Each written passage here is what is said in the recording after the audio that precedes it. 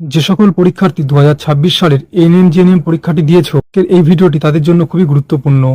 এই ভিডিওতে আমি তোমাদের সাথে আলোচনা করব তোমাদের রেজাল্ট কবে প্রকাশিত হবে, ফাইনাল অ্যান্সার কি তোমরা কবে পাবে, কাট অফ কত যেতে পারে, এই মুহূর্তে তোমাদেরকে কোন কোন ডকুমেন্টসগুলো প্রস্তুত রাখতে হবে, রেজাল্ট কি এই সপ্তাহে প্রকাশিত হবে।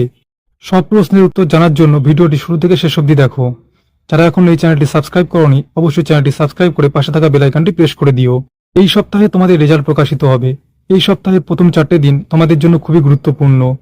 যে কোনো দিন তোমাদের প্রথমে ফাইনাল অ্যান্সার কি এবং তার কিছুক্ষণ পরে বা পরের দিন রেজাল্ট প্রকাশিত হবে। আর আসবো কাট অফ নিয়ে, কাট অফ কত যেতে পারে। এই চ্যানেলে আমি এএনএম-জিএনএম 2026-এর একটি এক্সপেক্টেড কাট অফের ভিডিও দিয়েছিলাম।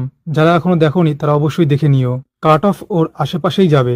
এই ফাইনাল অ্যান্সার কি এবং র্যাঙ্ক কার্ড প্রকাশিত হওয়ার পর তোমাদের কাউন্সিলিং প্রক্রিয়া শুরু হবে। এই কাউন্সিলিং প্রক্রিয়ায় তোমাদেরকে যে সকল ডকুমেন্টস রেডি রাখতে হবে সেগুলো হলো এএনএম-জিএনএম 2026-এর অ্যাডমিট কার্ড। তোমরা যদি কেউ কোনো ক্যাটাগরিতে থাকো, অর্থাৎ এসসি, এসটি, ওবিসি, সেই category reverification certificate, ID proof হিসাবে ভোটার কার্ড অথবা আধার কার্ড। যারা এখনো ডোমিসিয়াল সার্টিফিকেট তৈরি করনি, অবশ্যই ডোমিসিয়াল সার্টিফিকেটটি তৈরি করে নিও।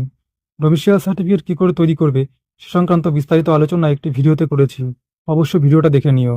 2 কপি পাসপোর্ট সাইজ ফটো এবং সেলফ ডিক্লারেশন ফর্ম।